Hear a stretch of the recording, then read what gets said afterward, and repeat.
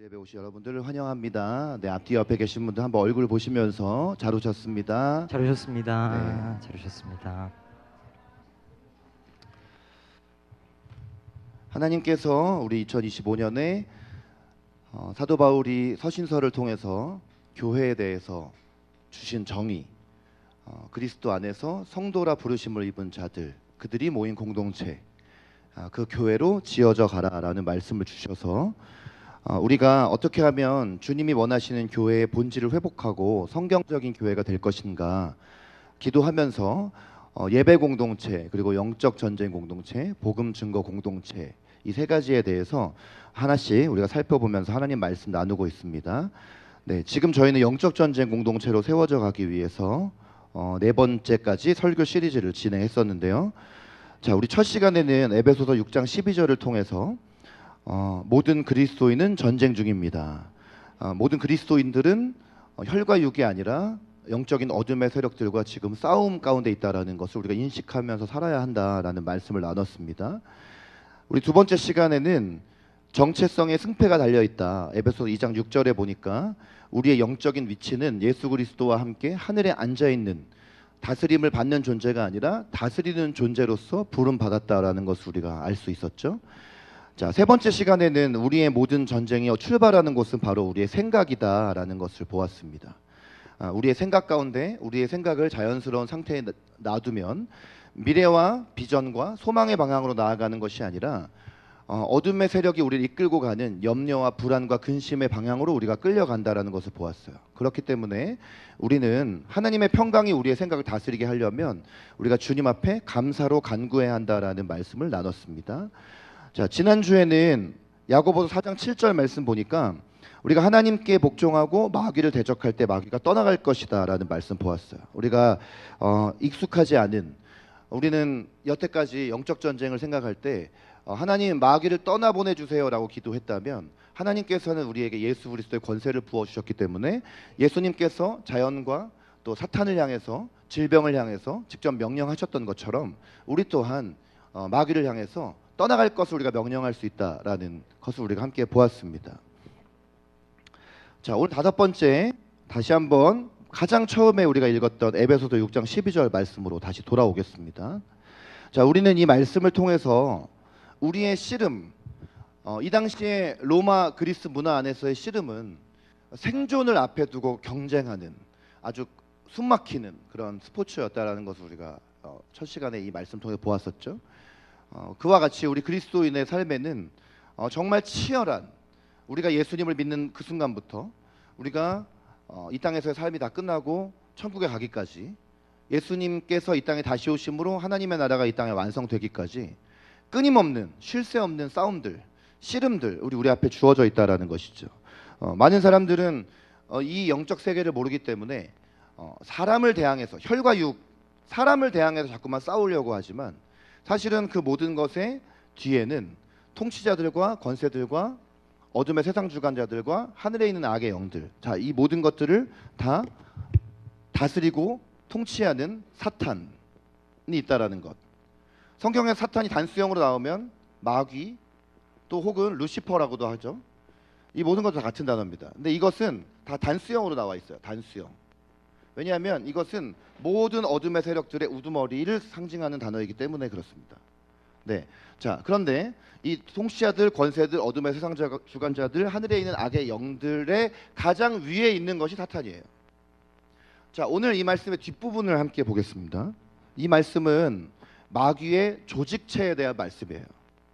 자, 이걸 한 시간 안에 다 얘기할 수 없기 때문에 반씩 나눠서 한번 나눠보도록 하겠습니다. 자, 보면은 여기 위에 우두머리인 사탄이 있고, 그리고 그 밑에 하부에 4개의 조직이 있다라는 거죠. 그게 하나씩 지금 나온 거예요.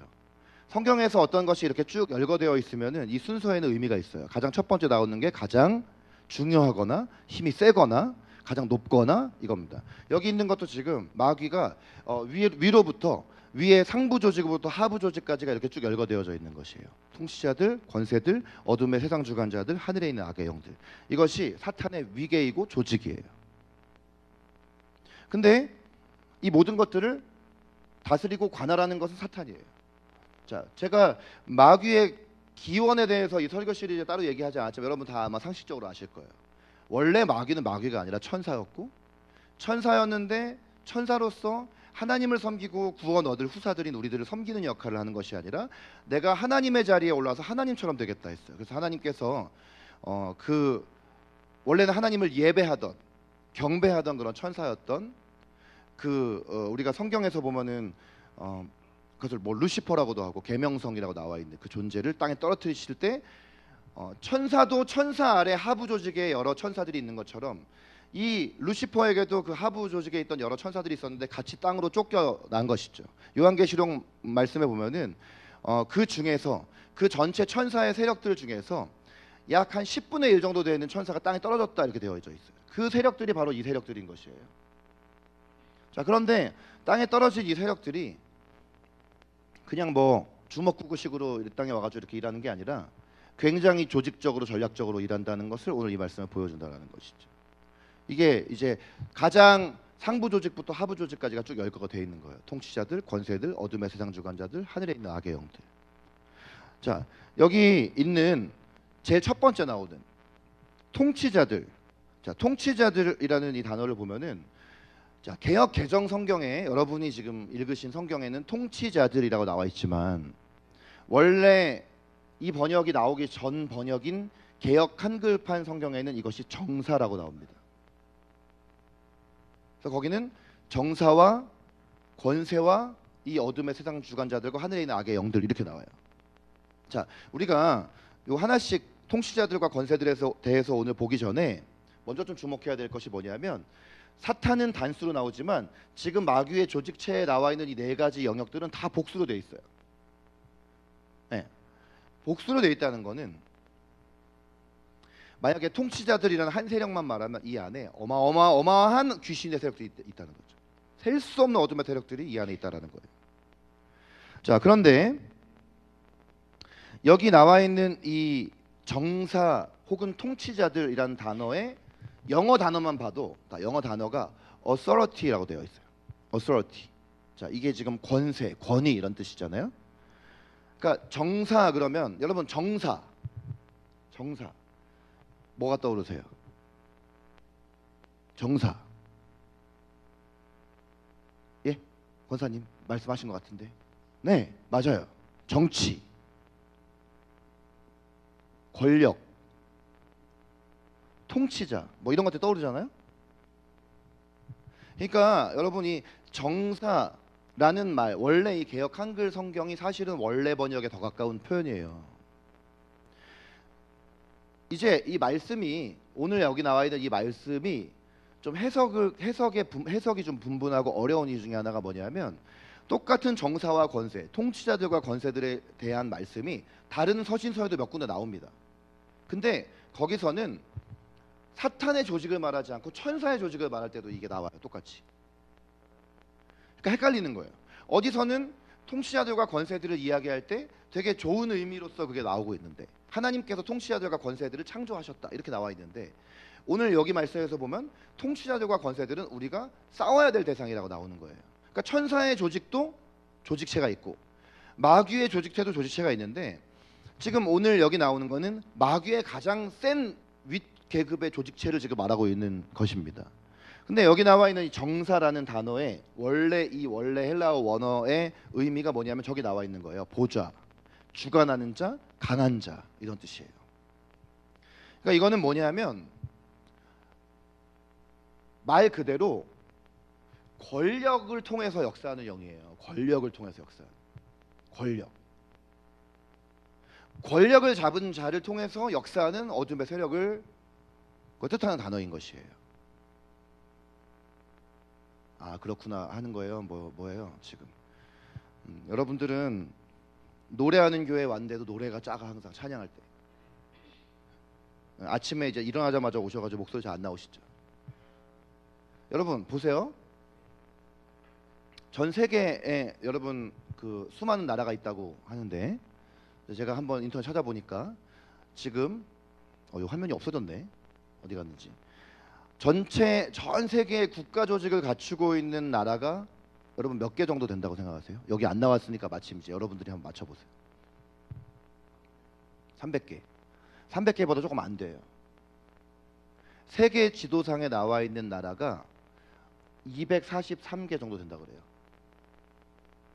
그러니까 국가 조직을 갖추고 있는 나라가 243개라는 거죠.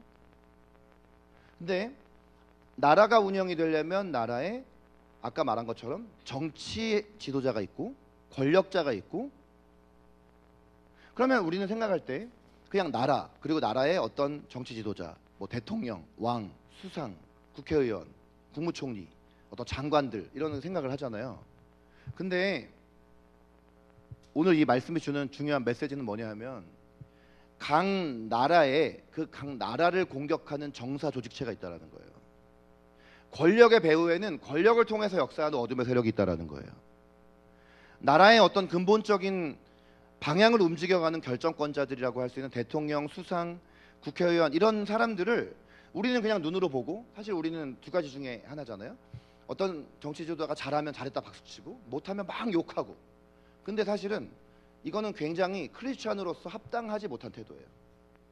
사실은 그 배후에서 역사하는 영이 있어요. 굉장히 막강한 힘이 있어요. 이 정부 조직이라는 게 한 나라에도 있지만, 자, 우리 원주시에 살잖아요. 그러면 원주시라는 이 도시에도 굉장히 막강한 힘을 가지고 이 정사와 통치자들은 역사를 합니다.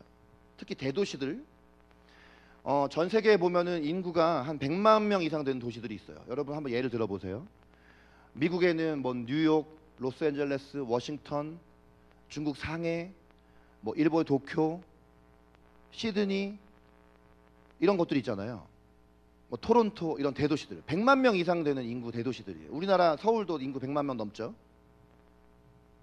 라고 혼자 또 벽에 대고 말했어요.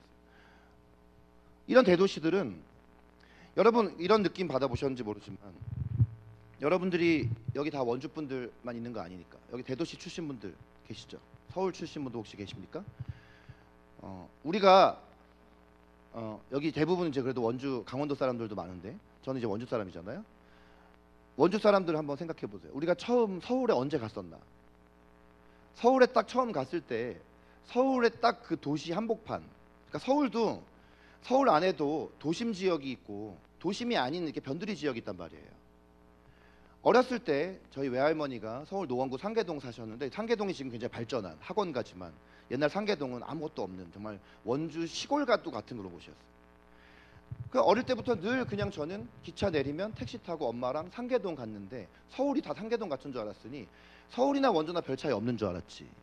근데 초등학교 5학년 때 이제 전국 피아노 콩쿠르 나간 거야. 그러면서 이제 종로라는 데를 가본 거지. 종로 5가에 있는 기독교 회관을 이제 딱 가봤는데, 종로라는 곳이 여러분 엄청난 도심이잖아요. 사람들이 엄청 많고 막 빌딩들이 엄청 높고, 지금은 뭐 그때보다 더 높은 빌딩이 너무 많지만, 그리고 이제 어느 날 엄마가 이제 콩쿠르 잘 맞췄다고 우리 63빌딩 가자. 63빌딩 있는 데 가가지고 뭘 하자. 근데 63빌딩이, 여러분 63빌딩이 지금 뭐 높은 건물 축에도 안 속하잖아요. 근데 옛날에는 우리나라의 제일 높은 건물이잖아요. 완전히 반짝반짝 금빛이 나는, 한강이 딱 이렇게 비춰가지고 막 어마어마한 막 위압감을 주는 게 63빌딩이거든요. 여러분 도시가 주는 위압감이 이런 것들이, 도시는, 도시 그 자체가 우리한테 어떤 메시지를 주는데, 야, 나는 어마어마한 막강한 파워를 갖고 있는 존재야 라는 걸 도시는 막 뽐내는 거예요. 예를 들어 성경에서도 도시가 나옵니다. 사람들이 하나님의 이름보다 우리의 이름을 높이자 해서 만든 게 바벨탑이에요. 그리고 그 바벨 정신을 가지고 세워진 도시가 바벨론이라는 또 나라예요.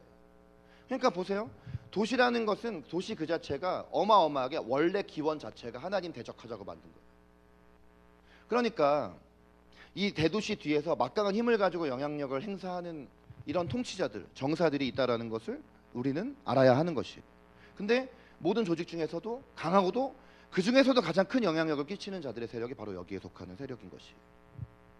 자, 그러니 만약에 우리가 국가 지도자를 이렇게 뽑을 때, 사실 우리가 뽑는 것 같지만, 우리가 선거해서 우리가 투표해서 이렇게 뽑는 것 같지만, 사실 우리의 판단력이라는 게 사실은 되게 약하고 어둡기 때문에, 우리 안에 다 이렇게 죄성이 남아 있고 아직 연약하기 때문에 이게 올바른 판단을 잘 못하기 마련이에요.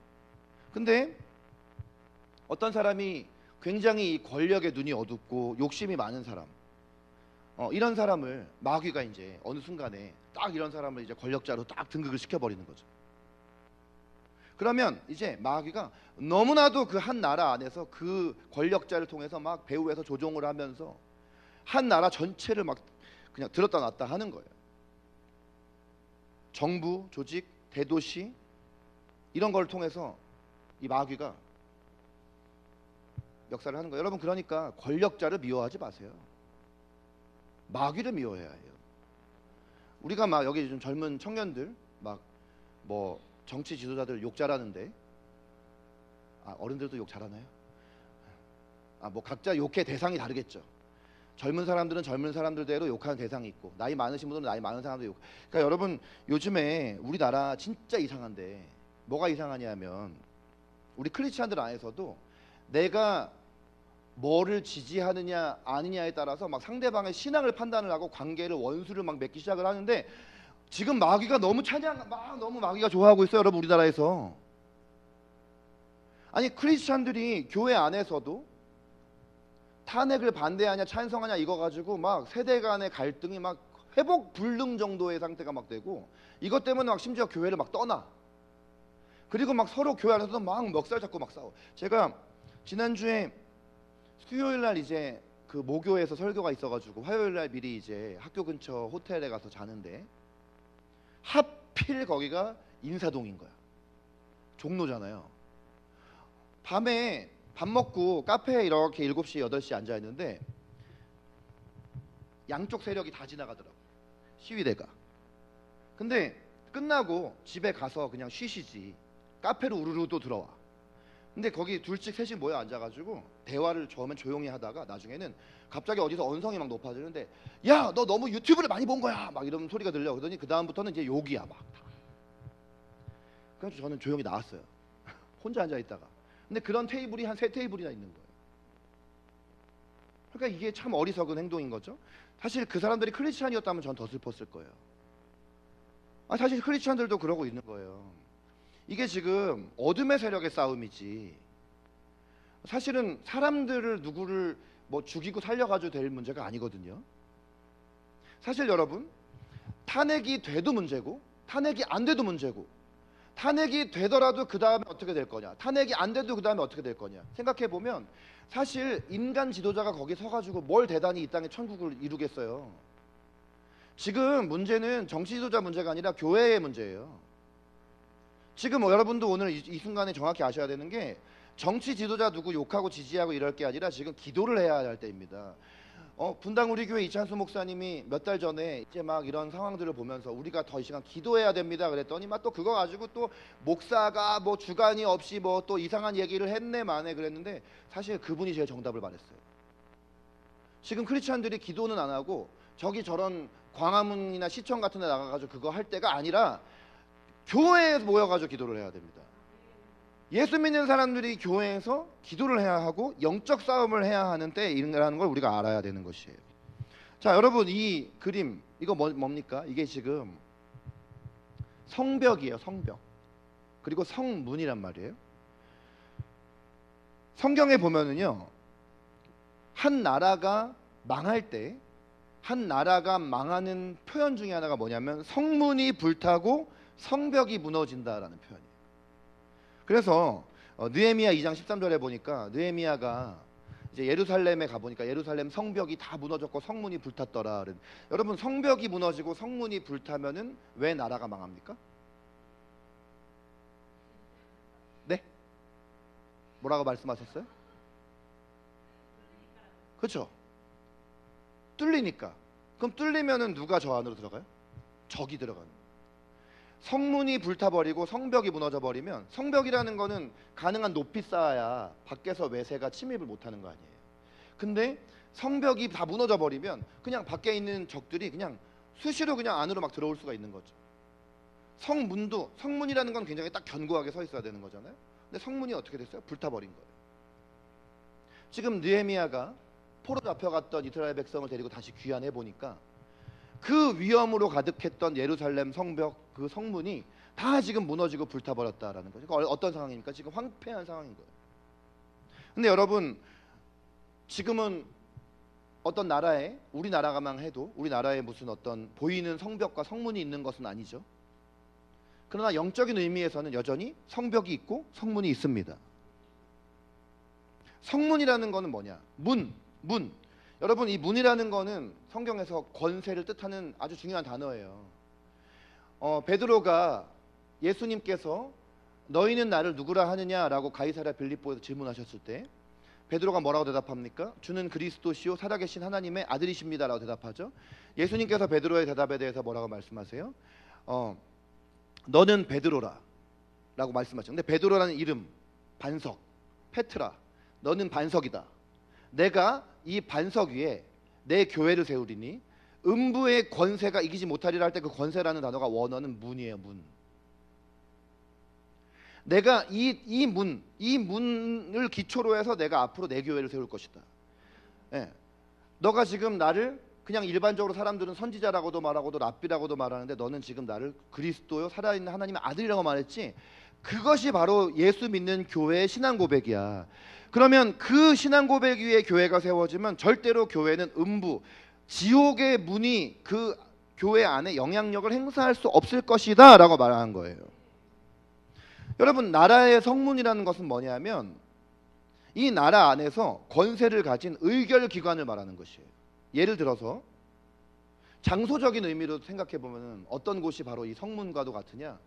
대통령 집무실, 국회의사당, 정부종합청사, 법원 이런 곳들이 영적인 의미로 보면은 오늘날 우리에게 한 나라 가운데에는 그게 성문과도 같은 역할을 하는 곳이에요. 그리고 성벽이라는 곳은 바로 이 성의 어떤 권위를 세워나가는 구조를 말하는 것이죠. 자, 성경을 보니까 권위가 제대로 서기 위한 구조는 하나님의 의와 공의가 바로 그 성벽의 역할을 한다고 말씀하고 계세요. 자, 그러면 이렇게 영적으로 볼 때 성문과 성벽, 이건 다 권위를 말하는 것입니다. 그런데 바로 이 성문과 성벽을 무너뜨려서 원수가 역사하도록 만드는 사탄의 전략이 있어요. 그 두 가지입니다. 첫째, 아주 하나님을 모르는 정말 불경건한 지도자를 등장시켜서 그가 하나님께서 주신 권위를 자기 뜻대로 잘못된 권위를 행사하게 만드는 거예요. 한 나라가 엉터리로 막 가는 거는 그건 다 지도자 때문이잖아요. 뭐 우리가 단순히 이렇게 뭐 우리 주변에서도 보면 직장 하나가 잘못 가는 거는 다 그 직장 CEO 그의 설립 정신과 그가 어떻게 운영하는 거에 따라서 직장이 다 그냥 이게 하나님 뜻대로 가느냐 아니냐 이게 결정이 되어지고, 학교도 마찬가지고 가정도 마찬가지고, 무엇보다 이런 교회도 목회자가, 영적 권위자가 어떤 의도를 가지고 어떤 본질을 추구하면서 교회를 운영해 나가느냐, 이게 지금 교회를 막 좌지우지. 근데 보세요, 사실 큰 교회, 이제 교인이 많은 교회를 설립해서 잘 어디까지 교회를 이끌어온 사람이 이제 잘 사역을 마무리하고 이제 후세대로 이제 후임자가 이제 교회에 세워지잖아요. 잘 세워지면 교회는 더 건강하게 서갑니다. 그런데 후임자가 잘못 서는 거예요. 엉뚱하게 본질에서 어긋난 사람이 자기 욕심과 권력욕에 눈이 어두워서 거기 들어가는 거예요. 이게 참 안타까운 현실이죠. 교인이 많은 교회, 큰 교회에서 목회를 한다라는 것이 세상의 눈으로 볼 때 무슨 큰 돈 많이 버는 회사에 취업한 게 아닙니다. 사실은 그거는 그만큼 무거운 책임, 그리고 그에 따른 기도, 섬김, 희생 이런 게 따르는 것입니다. 그런데 어떤 사람이 권력의 눈이 어두운 거예요. 아, 큰 교회, 교인 많은 교회, 거기 가면 내가 사람들이 막 나를 알아주겠지. 막 성공한 목회자, 막 그리고 막 또 누군가는 막 나를 그 목사님 대단히 실력자야 막 이러면서. 사실 여러분들도 그러시지 않아요? 여러분들도 유튜브에서 웬만하면 큰 교회 목사님도 설교 들으시잖아요. 네, 우리 노래하는 교회 유튜버 제 설교 다시 안 들어보시죠? 네, 뭐 저도 뭐 그러니까요. 저도 뭐 어디서 뭐 작은 목사님들 교회 목사님들 설교가 어디 유튜브에 잘 올라오지도 않으니까 검색하면은 다 큰 교회 목사님 설교 나오니까. 어느 사람이 권력의 눈이 어두워가지고 딱 그런 지도자가 돼가지고 거기서 막 권위를 잘못되게 막 사용을 하면, 한 나라의 지도자가 불의하게 지도력을 발휘하면 나라는 어지럽고 백성들은 고통을 당하고 학대당하고 착취당하고 탄압받고, 이 권력의 자리에 오르면 눈이 뒤집혀가지고 처음에는 제가 국민들을 위해서 나라를 잘 섬기겠습니다 다 그렇게 말하다가 딱 어느 순간 권력자의 자리에 오르면 기본이 잘못된 썩은 인간은 거기 올라가가지고 이제 백성들을 막 자기 권력을 위해서 막 이용하는 거예요. 그러니까 히틀러나 뭐 김정은 같은 인간이 처음부터 그런 인간이 아니라 그게 다 우리 안에 있는 악함이에요. 그게 다 우리 안에 있는 죄성이에요. 근데 그가 권력의 어떤 견제 장치가 없으니까 막 무슨 정말 이 견제 장치 없는 자동차처럼 막 나가니까 그런 독재자 같은 그런 무시무시한 악한 인간이 되어버린 것이죠. 여러분 아시겠지만 북한의 그 김일성 체제라는 거는 정치 체제가 아니라 그건 종교예요.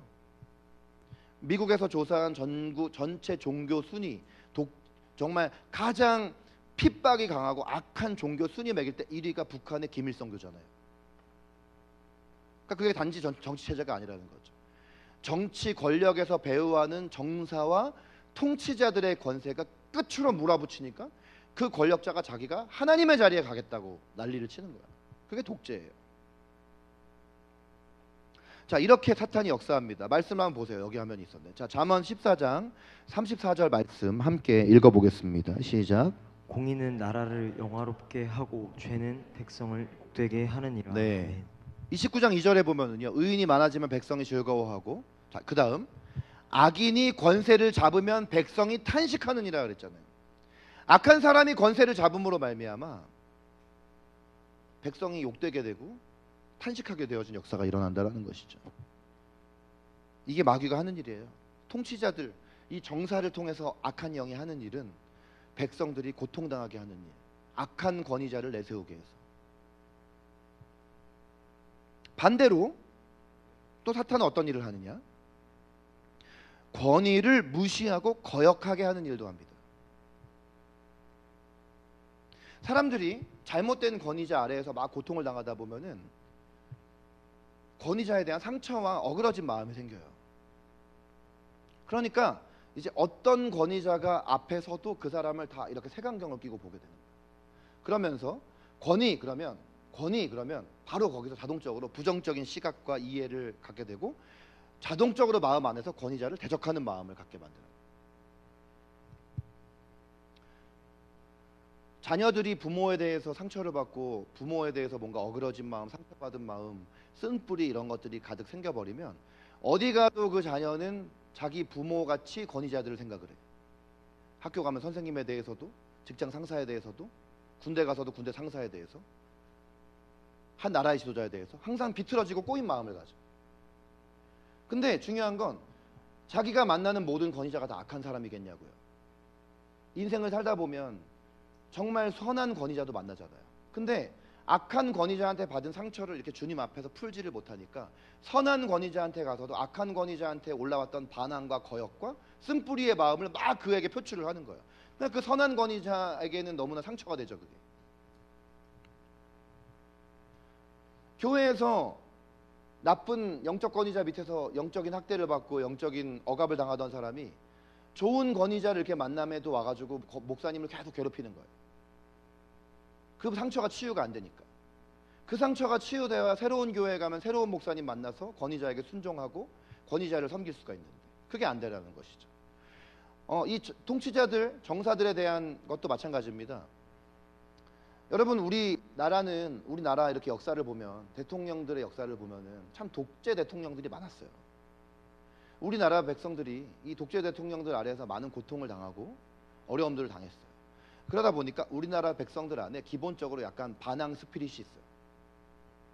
그게 좋은 면도 있을 수 있겠지만 어떤 한편으로는 어둠의 세력이 활동할 수 있는 틈이 될 수도 있는 것이에요.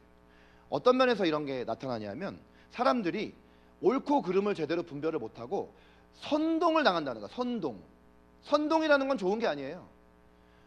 올바른 가치에 대해서는 내가 그것이 옳은지 그른지를 따져보고 옳으면 거기에 내가 목숨을 걸 수 있어야 되겠지만 내가 제대로 거기에 판단력을 적용시켜서 특별히 우리는 크리스천이기 때문에 말씀을 기반으로 해서 어떤 사상들이 막 시대 안에서 막 활동을 할 때 이게 옳은지를 그른지를 신중하게 잘 선택하고 기도하면서 판단을 해야 되는데 누가 뭐라고 막 이렇게 깃발 하나 들면 와 막 하고 거기 그냥 완전히 다 휩쓸려 버리는.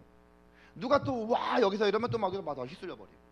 그러다가 또 그게 틀렸다는 게 판정이 딱 나면 언제 그랬냐는 듯이 안면 몰수하고 또 그냥 딱 입 싹 닫는 거예요.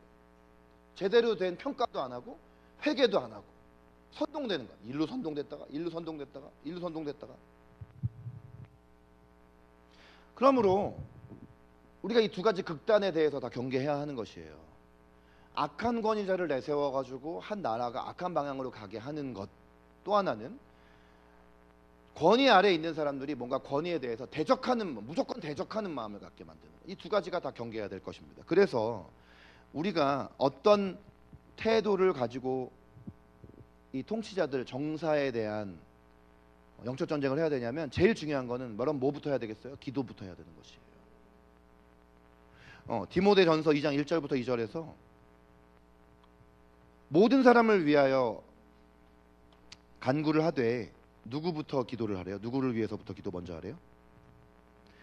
네, 임금들과 높은 지위에 있는 모든 사람들이 바로 누구입니까? 권위자들인 거예요. 이 나라를 다스리는 사람들, 도시를 다스리는 사람들.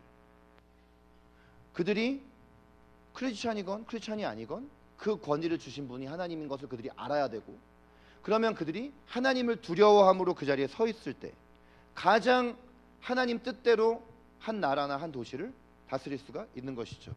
평상시에 이렇게 자기 개인적인 영적 싸움에 대한 얘기 안 하고 이렇게 나라 얘기하고 그러니까 졸린가 봐요, 우리 젊은 사람들은.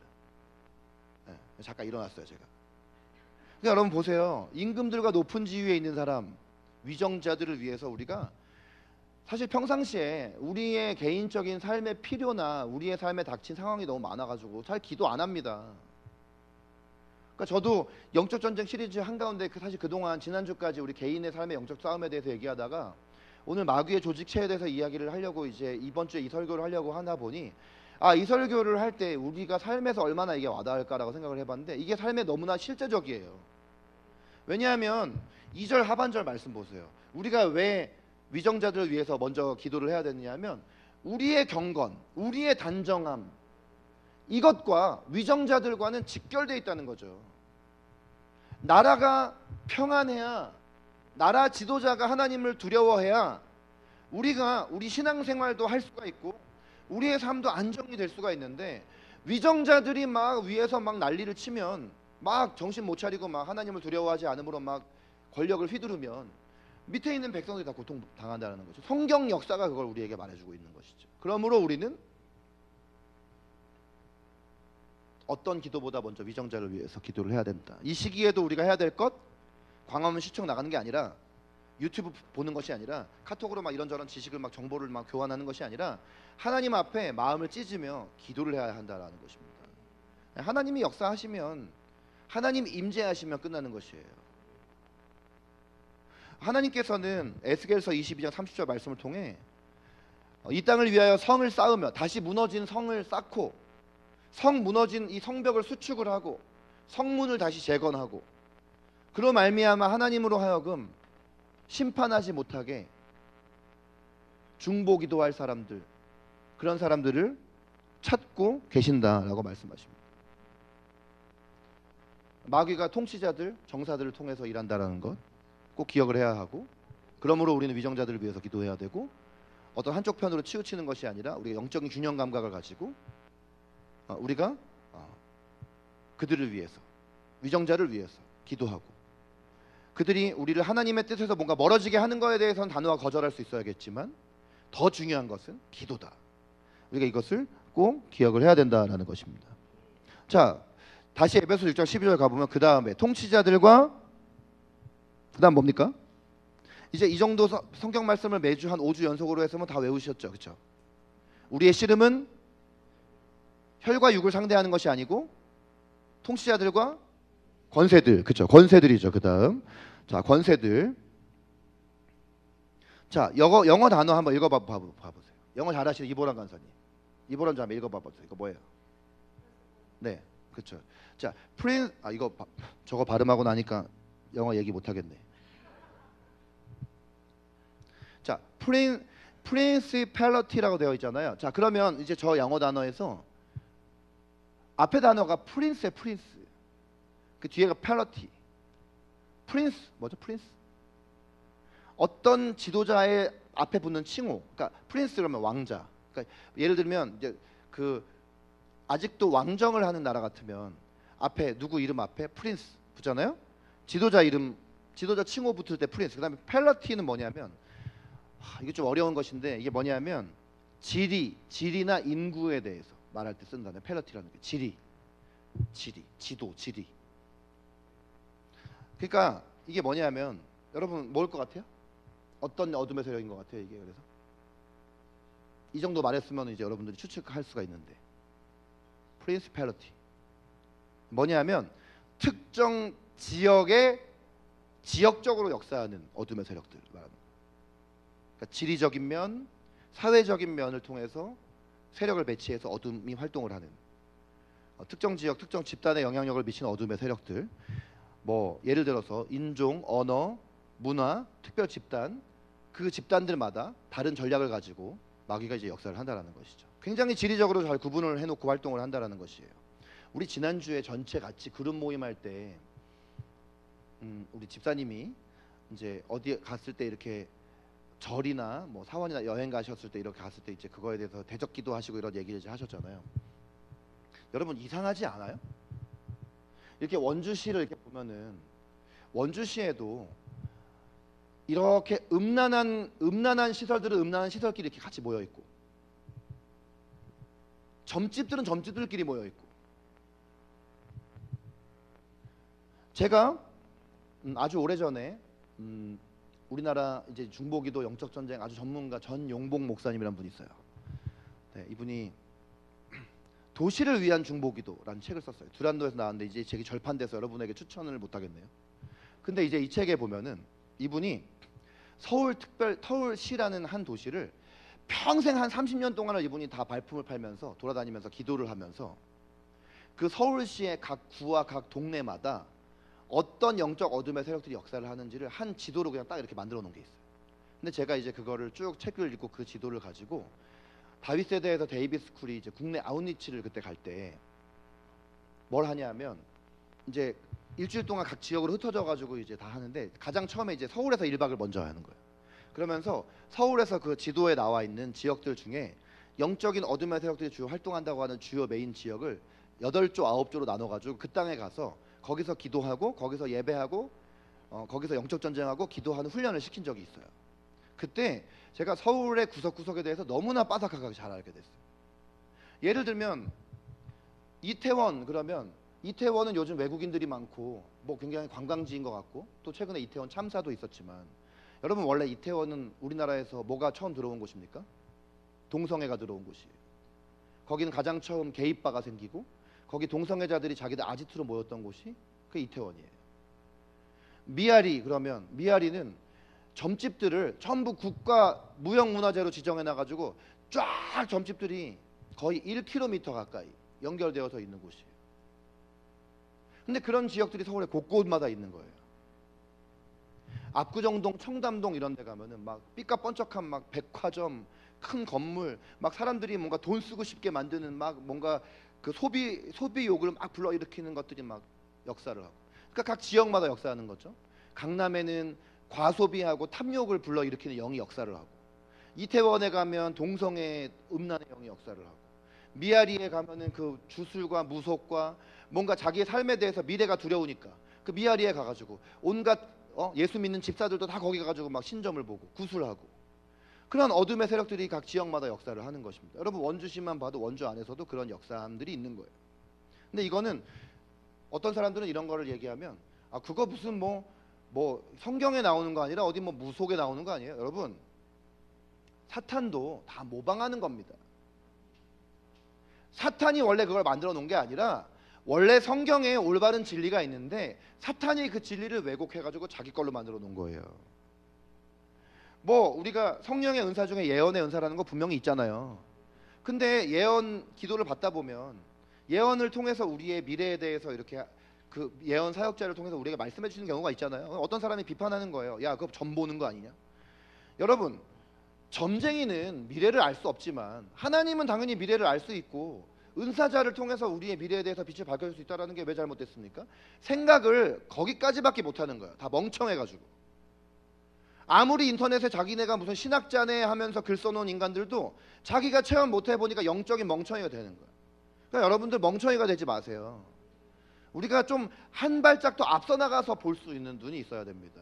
이 프린시팔리티, 지역적인 어떤 영으로 역사하는 것을 우리가 프린시팔리티라고 하는 것입니다.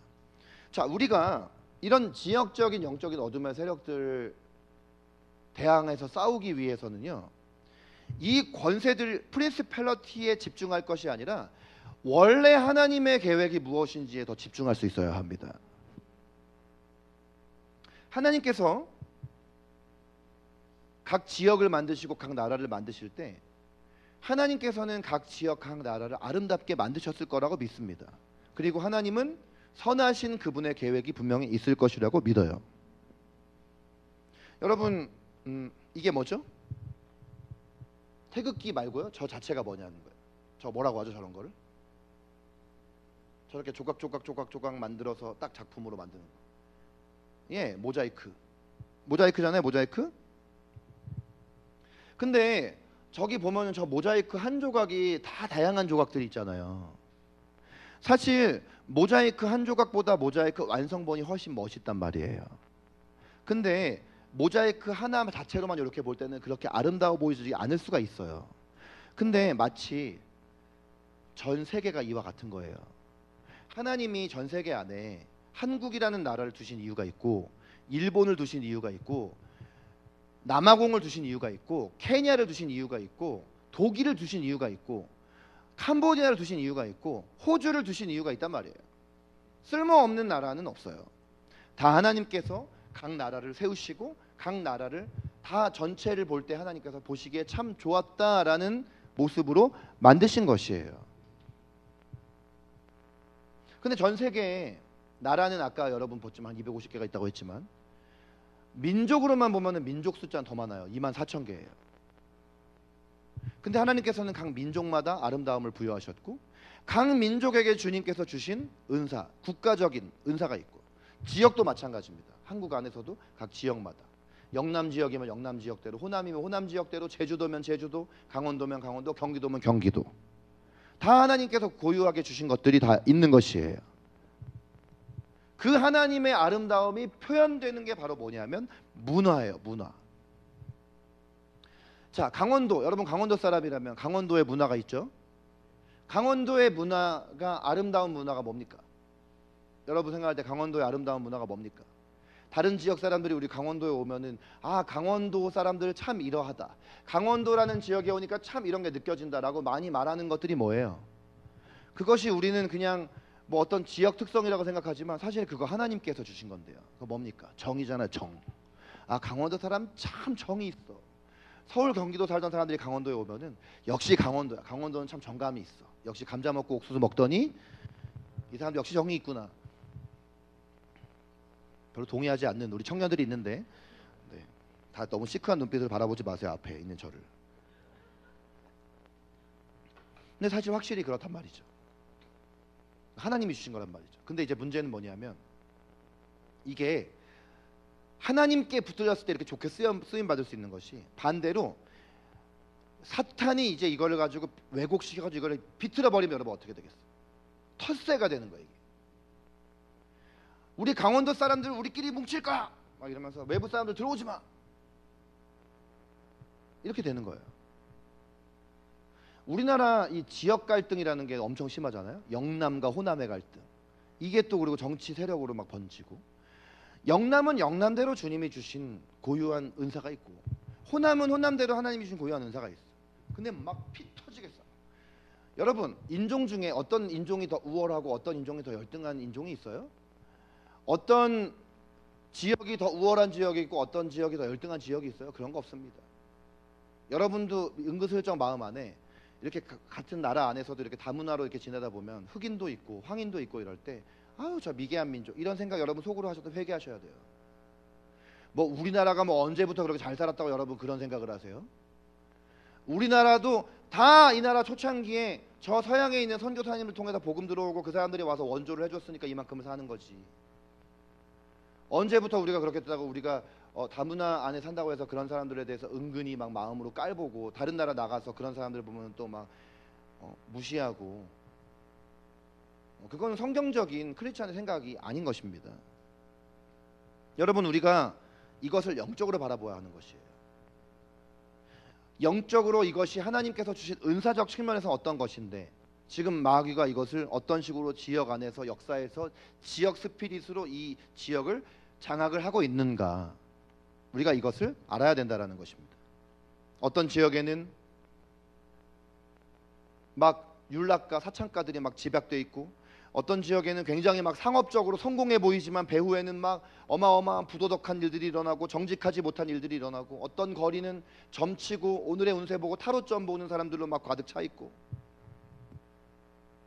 음란의 영이 한 지역을 이렇게 장악하고 있으면 그 지역 안에 가면 쾌락과 부도덕한 일들이 막 일어나기 시작을 하고 폭력의 영이 막 임해서 폭력이 다스리기 시작을 하면 혼란과 난폭함과 내가 그 지역에 대해서 어떤 역사를 잘 알지도 못하는데 그 지역만 가면 왠지 내가 두렵고 영적으로 민감하면 이런 것들을 분별을 합니다. 그런 것들에 대해서 캐치를 하게 되어지는 것이에요. 여러분 미국의 대도시 중에 시카고라는 도시가 있는데 여러분 시카고라는 이름 들어보셨죠? 시카고가 뭘로 유명하냐? 마피아로 유명하고 폭력으로 유명한 도시. 괜히 이렇게 기도하시는 분들 예배하시는 분들은요 시카고의 역사를 조사하지 않는데 시카고에 내리기만 해도 몸이 이상이 일어난다 그래요. 여기 아마 경험해 보셨을 거예요. 저도 지금 이제 일본을 이제 이번 주에 일본 가면 53번째 갑니다. 근데 제가 이제 여권을 이렇게 일본 거기서 이렇게 여권 확인할 때요 이상한 눈으로 쳐다봐요 저를 맨날. 여권 도장이 너무 많으니까 일본 도장이 꽉 차 있으니까. 근데 처음에 일본을 딱 7번째 갈 때까지 항상 일본 가면 일본에 내리는 순간부터 한국에 오는 순간까지 몸이 아픈 거예요. 이유가 없어요. 제가 한 6번째 갔을 때 우리 다윗세대 친구들 데리고 그때 일본에 아우리치를 105명이 나갔을 때야. 그렇게 우리가 많이 나갔어요. 지금 생각하면 도대체 어떻게 그걸 감당했는지 모르겠어요. 105명이 이제 딱 일본에 갔는데 이상하게 저의 이게 이 구강 안에 이상이 없는데요. 여기가 갑자기 퉁퉁 붓는 거예요. 이게 너무 밤에 아파가지고 이렇게 해가지고 딱 피가 이렇게 한가득 입으로 통하는 거예요. 피. 그래가지고 야 이거 큰일 났다. 내가 무슨 대단한 병인가? 밤마다 잠을 못 자요. 막 잇몸이 아파가지고. 근데 한국에 가서 병원에 갔더니 아무 이상이 없는데요. 어느 때는 가면 내리는 순간부터 오는 날까지 머리가 아프고 막 지금 당장 어떤 교회에서 집회 가서 설교를 해야 되는데 집회하는 날 아침부터 밤까지 꼼짝도 못하게 몸살이 나는 거예요. 막 같이 갔던 친구들이 막 저를 위해서 기도해 줘가지고 이제 딱 가가지고 집회 가서 설교를 하려고 딱 앞에 서니까 멀쩡해. 그리고 그날 설교하고 사람들이 거기 모인 사람들을 가서 이렇게 안수 기도를 하면서 기도를 해주는데 사람들이 막 쓰러져. 난 사람들이 내가 안수 기도하는 쓰러진 처음 봤네. 거기 가가지고 일본 가서 막 사람들이 막 갑자기 막 내가 가가지고 귀신 떠나가라고도 안 했는데 막 귀신이 떠나가고 막 병이 낫고 막 어떤 사람은 몸 파는 분이 오셨어요 예배에. 근데 막 거기 와가지고 안수 기도를 하는데 막 이분이 눈물로 막 회개를 하면 자기가 과거에 이랬다가 막 회개를 하세요. 내 인생에 이런 거 몇 번 경험 안 해봤거든요. 근데 그 집회 직전까지 몸이 아픈 거예요. 그리고 그 집회 너무 잘 끝났어. 와 나도 막 다 병 다 나았나 봐. 근데 집회 끝나고 그날 딱 숙소 갔는데 웬걸 다시 도루묵이야. 다시 아파. 언제 몸이 괜찮아졌느냐? 일정 다 끝나고 한국에 들어와서 딱 내리니까 그때부터 몸이 말짱. 너무 화가 나는 거야. 여러분 이런 것들이 처음에는 몰랐어요. 왜 이런지. 근데 이게 일본 안에 역사하고 있는 어둠의 세력이 역사하는 것이구나. 일본이라는 나라 자체가 한 나라 전체를 천황제 태양의 후손이라고 태양신의 후손 아마테라스 오미카미라는 태양신의 후손이라고 천황이라는 그 가문이 바로 그 태양신의 후손이라고 믿고 있는 사람들 그 사람들이 지금도 천황가를 거룩하게 여기고 그가 정신적 지주라고 생각을 하고 나라의 국기에도 그 태양이라는 상징이 딱 새겨져 있는 그 나라.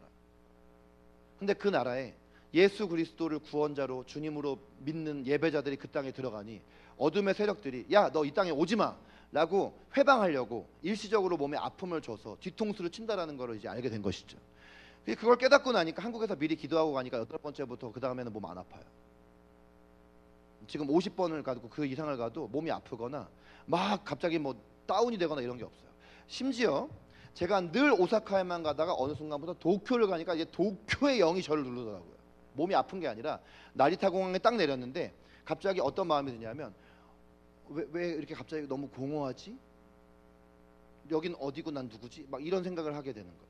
전 나중에 이제 도쿄산 선교사님을 통해서 알았어요. 아, 이게 도쿄의 스피릿이라는 거예요.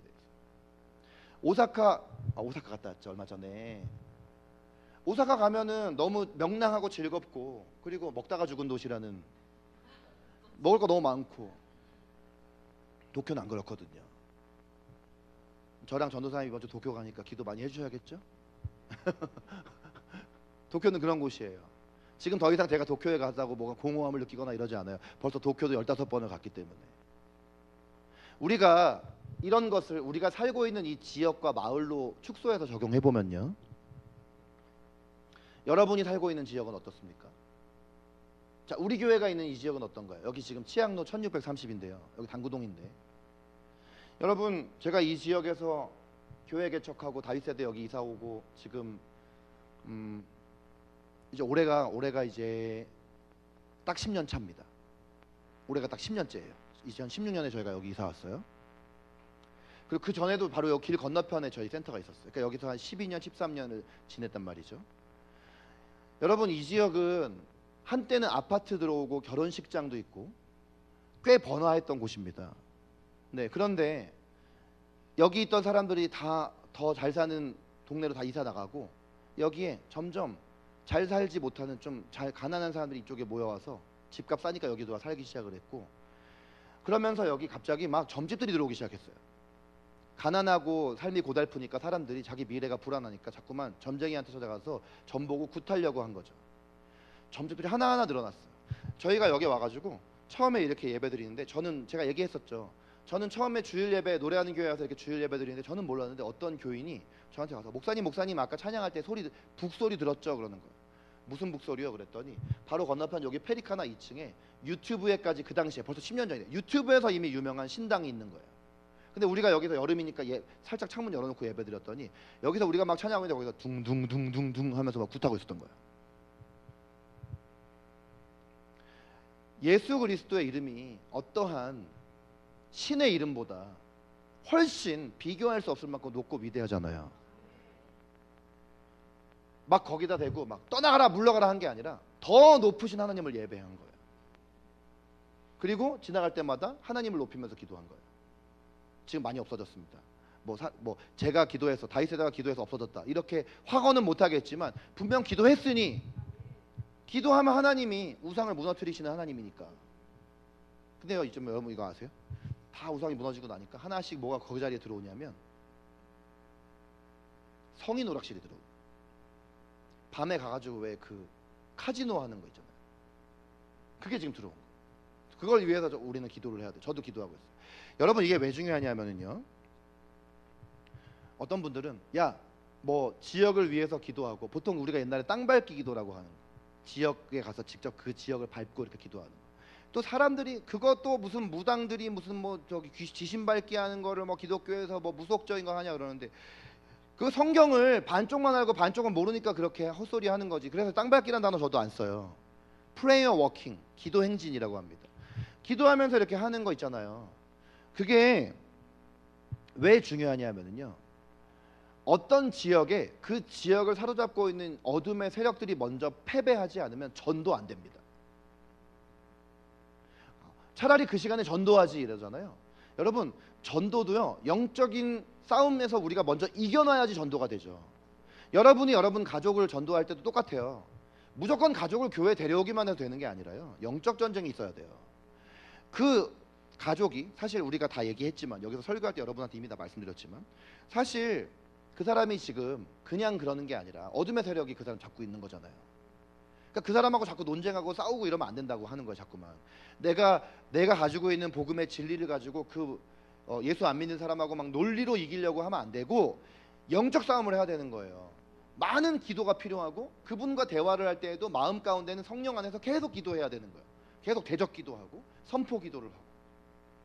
그러다 보면 어느 순간 그 사람과 나와의 대화 가운데서 영적 주도권이 나한테 왔다는 걸 느끼는 시점이 있습니다. 그럴 때 여러분이 복음 전하시면 돼요. 그냥 무작정 교회를 데려와도요, 여기 와가지고 여기 다 예배하는 사람들 있는데 앉아가지고 그냥 어둠의 세력 뿜뿜하는 것밖에 안 해요. 그러면 그 사람도 여기 와가지고 은혜가 안 되고 우리도 거기에 영향을 받는 것이죠. 물론 우리가 힘을 더 키워야 돼. 그래서 여기 어떤 어둠의 세력 가운데 있는 사람이 여기로 와도 그냥 다 완전히 그냥 다 장악이 돼버리도록 그런 우리 교회가 되기를 축복합니다. 여러분, 그렇기 때문에 영적 전쟁 현장에서 이런 어둠의 영이 어떻게 일하는지를 알지를 못하면 우리가 효과적인 전쟁을 치르기가 어렵다라는 것을 오늘 우리가 이 아침에 알고 분별을 해야 할 것입니다. 자, 여러분, 우리 이번 주 내일 이제 월요일에 우리 윤은경 집사님 통해서 우리 기독교사 기도회가 있어요. 첫 기도회를 저희가 이제 내일 하려고 준비를 하고 있는데, 이 권세들이라는 것은 지리적인 의미도 있지만 사회적인 의미도 있다 했잖아요. 학교라는 공간 자체도 학교마다 하나님께서 주신 고유한 은사가 있고, 반대로 어둠이 역사하는 어떤 영적 세력이 있습니다. 기독교사, 우리 크리스천 교사라면 이것을 알고 분별하여 영적 싸움을 할 때 효과적인 복음 사역이 이루어질 수가 있어요. 영적 세계를 알지 못하면 그냥 어떤 깊이 있는 어떤 근본을 변화시키는 사역을 하는 게 아니라 그냥 나뭇가지만 잘라내는 이런 사역만 하는 거예요. 뿌리를 바꾸지를 못하고 그냥 나뭇가지만 자르고 열매만 잘라버리는 사역을 합니다. 그러나 영의 세계를 알면 뿌리부터 드러내서 근본을 변화시킬 수 있는 사역을 할 수가 있는 것입니다. 하나님께서 우리에게 마귀의 조직에 대해서 알게 하시는 것은 바로 그런 영적 전쟁의 전략가로 우리를 만드시기 위해서 이런 말씀을 주신 것입니다. 자, 적용과 실천을 한번 해볼까요? 여러분, 먼저 우리 교회 공동체가 하나님께서 이 교회 공동체를 이 지역에 세우신 목적이 분명히 있을 것입니다. 원주 땅에 우리를 세우신 목적, 이 대한민국에 우리를 태어나게 하신 목적. 우리는 이제 앞으로 우리에게 들려오는 국가적인, 도시적인, 지역적인 뉴스나 신문을 볼 때 절대로 선동돼서는 안 됩니다. 먼저 기도해야 합니다. 영적 분별력을 키워야 합니다. 지금 이것은 혈과 육을 대항해 싸워야 할 것이 아니라 어둠의 세력이 저 권력을 통해 역사하고 있구나. 그러면 우리는 어떻게 기도해야 하는가? 우리가 이것을 파악하고 기도해야 합니다. 위정자들을 위해서 기도해야 합니다. 그리고 우리가 살고 있는 이 지역 가운데 어떤 지역 영이 역사하고 있는지, 어떤 권세들이 우리의 삶 가운데 우리 지역에서 우리에게 영향을 주고 있는가. 우리 지역이 이런 어둠의 세력 가운데 있으니까 우리 그냥 이사 가야 되겠어요 라고 하는 것이 아니라, 이사 가는 것이 아니라 하나님이 나를 이곳에 부르셨다면 이 지역에서 나를 살게 하신 사명이 무엇인지를 깨닫고 기도하고 영적 싸움을 해야 되는 것이죠.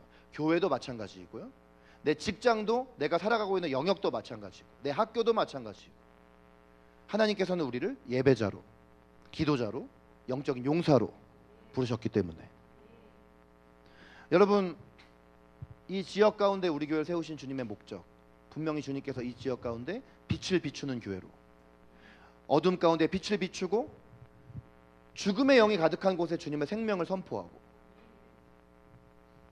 이곳 가운데 정말 살고 있는 많은 지역 주민들이 우리가 이곳에서 예배하고 기도할 때 모든 어둠의 권세들이 다 무너지고, 모든 점집들이 다 없어지고, 모든 성인 오락시들이 다 문을 닫고 생명력으로 가득한 이 마을이 된다면 하나님께서 우리를 여기에 부르신 목적이 이루어지는 것입니다. 영적 전쟁의 용사가 되십시오. 눈을 감고 함께 이 시간 말씀 붙잡고 기도하기를 원하는데,